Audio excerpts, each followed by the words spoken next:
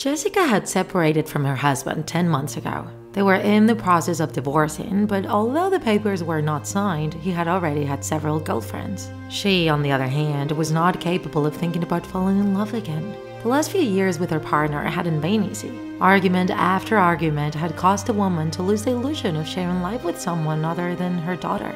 They both lived together and took care of each other. Although she was separated from Marcus, they were still neighbors. The house was at the man's property, but both had reached an agreement that the mother would live there while the daughter wasn't of age. He hadn't moved far, as he had chosen to rent the house right across the street, making it easier for his daughter to visit him whenever she wanted. One afternoon, while Jessica and her friend Nora were chatting at home and having coffee, her friend was telling her what her new boyfriend was like. She gave her all kinds of details, their plans, the gifts he had given her, where he had taken her to dinner. Jessica listened attentively and smiled at her. Then Nora had an idea. "Jess, you have to get out of the work-home-home-work loop. You need to spend time getting to know other people.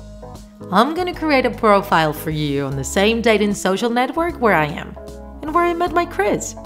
Without asking for permission, she grabbed her friend's cell phone and downloaded the dating app. Jessica was trying to get the phone out of her hands to no avail. Nora was still determined to achieve her goal. "Let's see, I'm gonna put this photo that you have here as your profile image. How do you like men? Let's write that you like good, kind, friendly, hardworking men. And they have to be dark, tall, strong." Jessica laughed out loud at the description her friend gave, thinking that no man who met all those requirements would need to go to a dating app to find a partner. When Nora finished filling in all the data to create her username, Jessica grabbed her phone determined to delete it. And just at that moment, Elena, her daughter, came into the room and asked what they were doing. It didn't take long for Nora to tell the young woman everything. And she also ended up encouraging her mother not to delete her username. It wasn't mandatory to go on a date with anyone. She could have an account to browse. The mother was still not convinced, and it wasn't until her friend told her that she was neither brave nor determined to do crazy things that she finally made a decision. "Of course I am, but I don't think I'm gonna find anyone decent there. I think that in these types of applications, there are only strange people who cannot find a partner like they always do." Her friend, who had found her new love there, didn't like that phrase at all, and she quickly changed her position. Sorry, Nora, it's just, I don't think I'll have any luck, but for you, I'll leave it active." A few hours later, when they had changed the topic of conversation, Jessica's cell phone rang with a new notification. A man seemed to have taken an interest in her profile. Nora and Elena quickly rushed to her phone to see his photo. The man in the picture was very attractive. After several conversations, he asked her for a date in person, to get to know each other. Jessica didn't know what to do, but her daughter and her friend had already made a decision for her, and they wouldn't let her miss this opportunity to meet new people. The next day, Jessica met up with a guy at a restaurant. Contrary to what she thought, the date was a complete success. Benjamin, that was his name, was very attentive, kind, and friendly. Just what attracted her most in a man. It was difficult for her to admit it, but the decision to create a user in that app had been a success. Benjamin and Jessica were so delighted that they decided to meet the next day. And after several meetings, both began a love relationship. The woman's life had taken a 180-degree turn. She felt like making plans outside again, going for a walk, going to the movies. Everyone seemed to adore Benjamin, everyone, except her ex-husband, with whom she had met on occasion, and her daughter's boyfriend, who saw something strange in him that he didn't like. One of the days when they were having dinner together at home, Benjamin excused himself to go to the bathroom, saying that the food had been bad for him. Tom, Elena's boyfriend, followed him, pretending to go to the kitchen for a soda. The young man sneaked over to see why, whenever they ate together, Benjamin had the same problem. He looked behind a door, and from there he could see that when the man came out of the bathroom, he was carrying a plastic bag with him. Without anyone seeing him, he went out to the street to throw it in the container and went back inside to return to the others. That smelled strange to Tom, so he tried to sneak away without anyone noticing his absence. He also left the house and looked in the container to look for the bag that Benjamin had thrown away. When he opened it, he was surprised to see that they were the few potatoes and vegetables he had eaten, but they were intact. That didn't seem to have been vomited, except that it was like a little crushed. Those foods could be put back on a plate and no one would notice. When he returned to the house, Benjamin was waiting for him at the door. With a frown, he asked him where he had gone, and Tom quickly replied that he had gone out to get some air because he was feeling unwell. But the man had not believed that lie, and Tom knew it. Both exchanged several intense glances throughout the night, but they didn't speak to each other. A few days later, Jessica received bad news. It was an official notification where her ex-husband claimed her house to live in it again.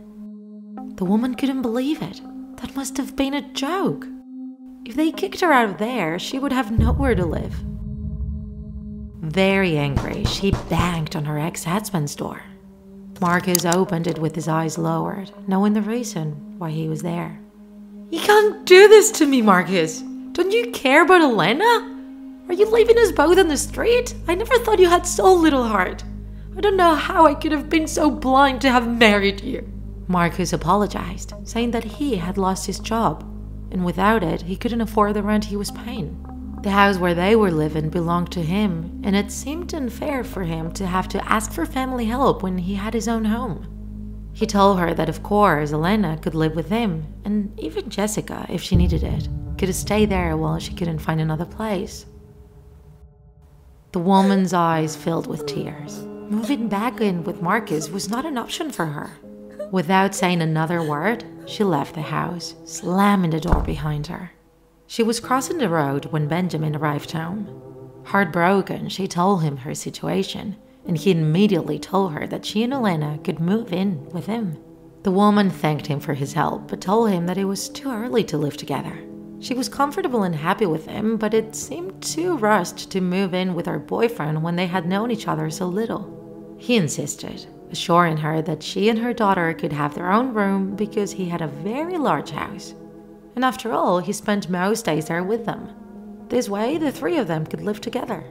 Jessica didn't have many alternatives. It was either living with her ex-husband or having to quickly look for any cheap rental to be able to leave the house as soon as possible. So she finally agreed. She told Benjamin that she would start packing her things, but first she would like to stop by his house to see the spaces. The next day, while Jessica was preparing boxes, Benjamin met a real estate agent outside a large mansion that was for rent. The young woman showed him the rooms of the house while she flirted with him. The man knew that he had a great power of seduction and had gotten what he wanted. He began to ask her about the owners, whether they still visited the house or lived outside. The young woman told him that the owners have moved out of the country for work and wouldn't return for at least a year. Benjamin, smiling, confirmed that he would rent the house. She, victorious, told him that they could meet in the afternoon for coffee, while they read and signed all the documents. Just when the two were about to leave the house, the man's eyes lit up like red light bulbs. She backed away scared, and suddenly he grabbed the skin of his neck, pulling it up and revealing its insides. Benjamin was a robot. The real estate agent began to scream for help, but it was too late for her. Without weapons or any instruments, the robot approached her and forcefully twisted its neck, causing instant death. Then, with his eyes, he emitted a kind of laser with which he cut the body into several pieces. He grabbed them and put them in several plastic bags and put them in the trunk of his car. He grabbed the house key, locked the door from the outside, and then put it in his pocket.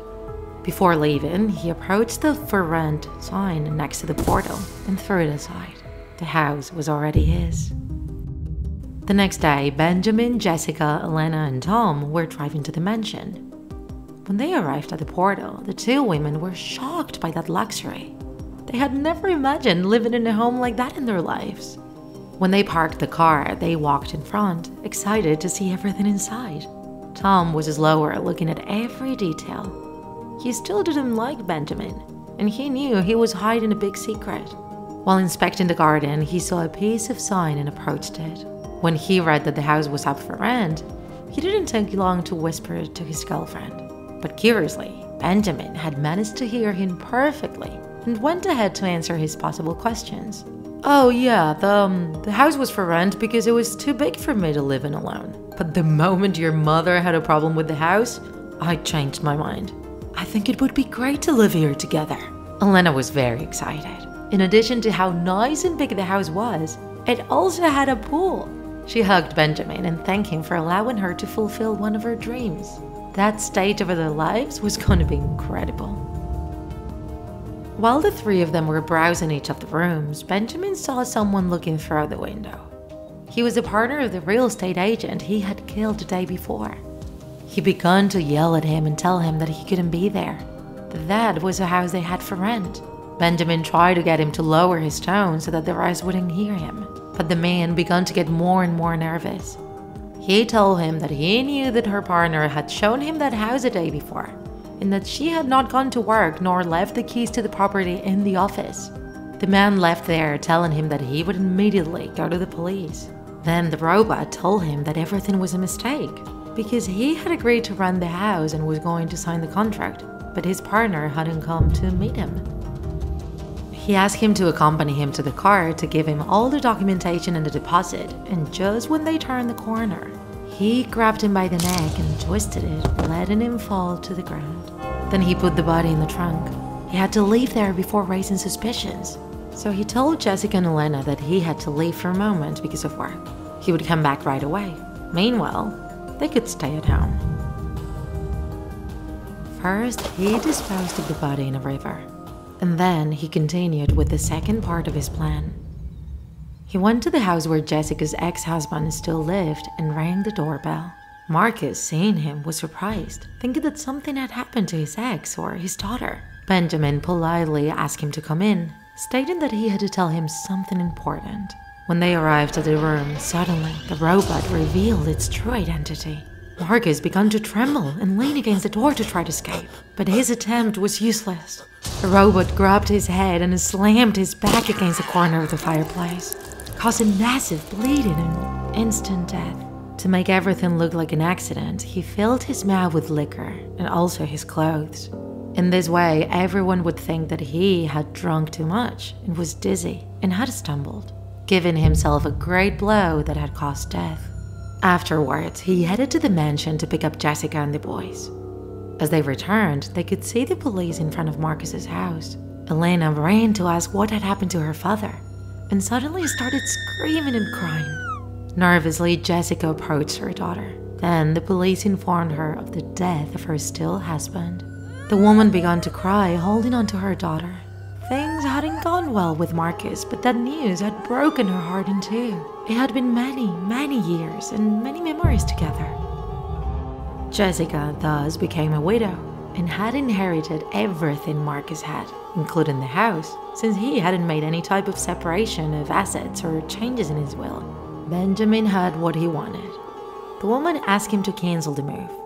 At that moment, she preferred to stay at home and not cause more chaos in Elena's life. It was the best for everyone. Little by little, the situation calmed down. Elena was more relaxed and Benjamin was already one of the family. Although there was still someone watching him, Jessica's daughter's boyfriend. He realized that he was a hindrance to him, so he decided to poison him at one of the dinners. He had injected a sweet but poisonous liquid right into the piece of meat that he would eat, placing it on his plate. When they were at dinner, Benjamin, as always, began to make excuses regarding his amount of food, justifying that he had had enough lunch at work and wasn't very hungry. The food looked delicious, and mother and daughter began to devour it while Benjamin ate small bites. From time to time, he glanced at Tom's plate. But what the robot didn't know was that the young man had seen him injecting something into the food. And he had made a change of the pieces of his meat, throwing away his and grabbing new ones from the source.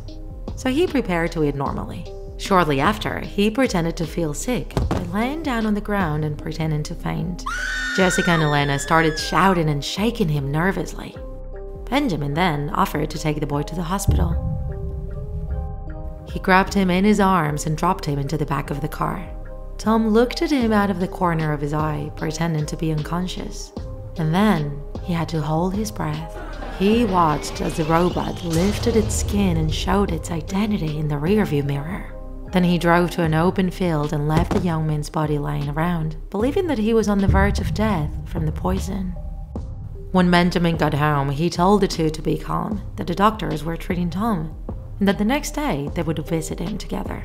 It was difficult for Elena, but she managed to rest. Shortly after, Benjamin and Jessica fell asleep cuddling in bed.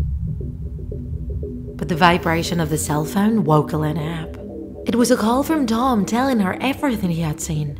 He understood that it was very difficult to believe, but she knew that he would never lie to her. Elena quickly called the police, and as soon as the officers rang the house, Benjamin shone red light in his eyes. Jessica screamed at the top of her lungs and ran to escape him. Benjamin reached for her and grabbed her tightly. "You love me, Jessica. Forget about them. We don't need anyone else, just you and me." The woman desperately screamed for help and tried to alert her daughter and the agents who came to her aid. Benjamin locked himself in the bathroom with Jessica while holding her tightly so she wouldn't escape. And suddenly, with one hand, he peeled the skin off his face, revealing his true appearance.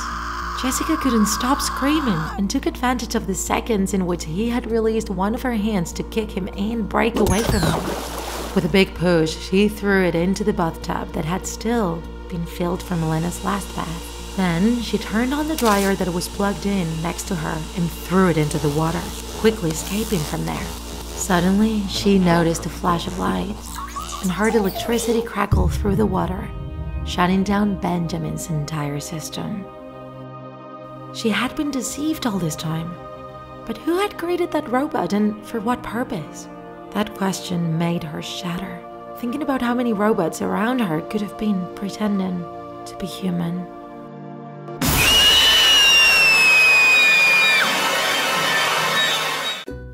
If you enjoyed this video, don't forget to like it. And if you want to see more Draw My Life videos, subscribe to our channel.